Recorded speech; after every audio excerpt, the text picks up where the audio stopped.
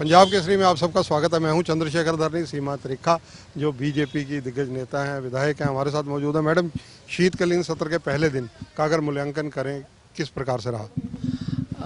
मैं सोचती हूँ कि बहुत कंस्ट्रक्टिव और पॉजिटिव रहा। आदरणीय हमारे जो मुख्यमंत्री हैं मनोहर लाल खट्टर जी, उनके नेतृत्व में जो 9 साल निकले हैं, इतनी अमेंडमेंट्स और इतनी चेंजेस उन्होंने जनहित के लिए किए हैं। और मैं सोचती हूँ कि जब कभी बीच में चिखम चिल्ली होती है तो मुझे ऐसा आभास होता है कि जैसे मिडल मैन ख़त्म करने की एक बहुत बड़ा काम करने में आदरणीय मुख्यमंत्री जी कामयाब हुए हैं। तो मैं ये सोचती हूँ कि आज भी जितने प्रश्न लगे हुए थे, जितने विषय और 0 आर में उठ रहे थे, तो वो सारे उसी को सूचित करते हैं। जिस प्रकार से गीता बुक्कल और डिप्टी चीफ मिनिस्टर में काफ़ी तलखी देखी गई, अंदर काफ़ी बहस भी हुई, और अब मामला क्योंकि सिटिंग जज हाई कोर्ट को दिया गया है, काफ़ी अच्छी पहल सरकार की रही है। देखिए, मैं ये मानती हूँ कि दोनों ही लोग एक टीचर के व्यवहार को लेकर के चिंतित हैं, और दोनों ही लोगों को अलग अलग सरकारों में मंत्री पद मिले, और इसी व्यक्ति विशेष की विभिन्न सरकारों की गलतियां सामने हैं। लेकिन आज जिस सरकार के हाथ में कलम दी है जनता ने, उसने तो अपना फैसला सुना दिया, उसे बर्खास्त कर दिया और आज वो जेल में है।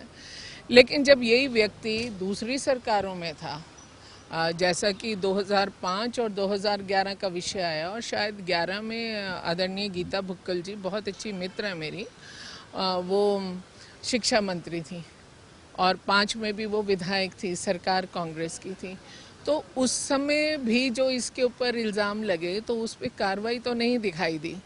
तो 2 प्रकार के शासक और 2 प्रकार की शासनिक सेवा दिखाई दे रही है, जो सीधा सीधा अंतर दिखाती है कि एक सरकार के लोग तो खाली बोलते नहीं कि बेटी बचाओ बेटी बढ़ाओ, वो उसके ऊपर कार्रवाई को भी अंजाम देते हैं।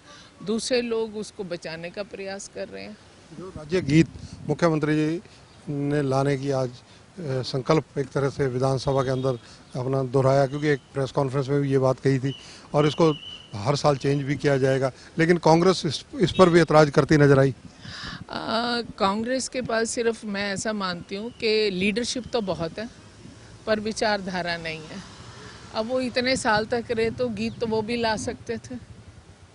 वो कहते हैं, जैसे हमारे मोदी जी कहते हैं, ना खाऊंगा ना खाने दूंगा। तो कांग्रेस की विचारधारा ना किया ना करने देंगे। तो मुझे लगता है वो अभी उसी पशोपेश में पड़े हुए, और 3 राज्यों के जो चुनाव के नतीजे आए हैं उससे इनके हौसले और पस्त हो गए हैं।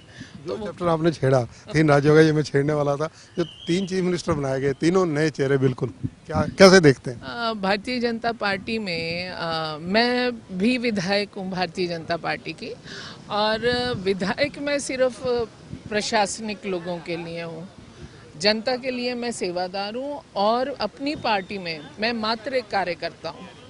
तो जो भारतीय जनता पार्टी है वो किसी भी कार्यकर्ता को कोई भी दायित्व देती है, ये चीज़ बिल्कुल स्पष्ट है। जिसे हम बोलते हैं ना कि परिवारवाद नहीं है, तो परिवारवाद का तो स्पष्ट वो है, और किसी की बपोती नहीं है, वो भी सामने दिखाई देता है। तो ये समय अनुसार भारतीय जनता पार्टी में अलग अलग लोगों को अलग अलग जिम्मेवारी दी जाती है। मिशन 2024 राजनीतिक सभी दल, चाहे कांग्रेस हो, बीजेपी हो, जेजेपी हो, इनेलो हो, सभी आम आदमी पार्टी हो, सब सक्रिय हैं पूरे तरह से। हरियाणा में आप क्या देखते हैं मिशन 2024 में, कौन सा दल कहाँ? मोदी जी के भारत में दोबारा मनोहर हरियाणा बनेगा। धन्यवाद। तो ये है सीमा त्रिखा, इनका दावा है कि मिशन 2024 में मनोहर सरकार हरियाणा में तीसरी बार रिपीट करेगी, और इसके अलावा विधानसभा में जो गतिविधियां हुई उसका जिक्र इन्होंने किया। कैमरामैन संजय सिंह के साथ चंद्रशेखर धरनी, पंजाब केसरी टीवी, चंडीगढ़। हमसे जुड़े रहने के लिए हमारे YouTube चैनल को सब्सक्राइब करें और नई वीडियो की नोटिफिकेशन के लिए बेल आइकॉन को दबाएं। अगर आप ये वीडियो Facebook पर देख रहे हैं तो लाइक जरूर करें और ज्यादा से ज्यादा शेयर करें। धन्यवाद।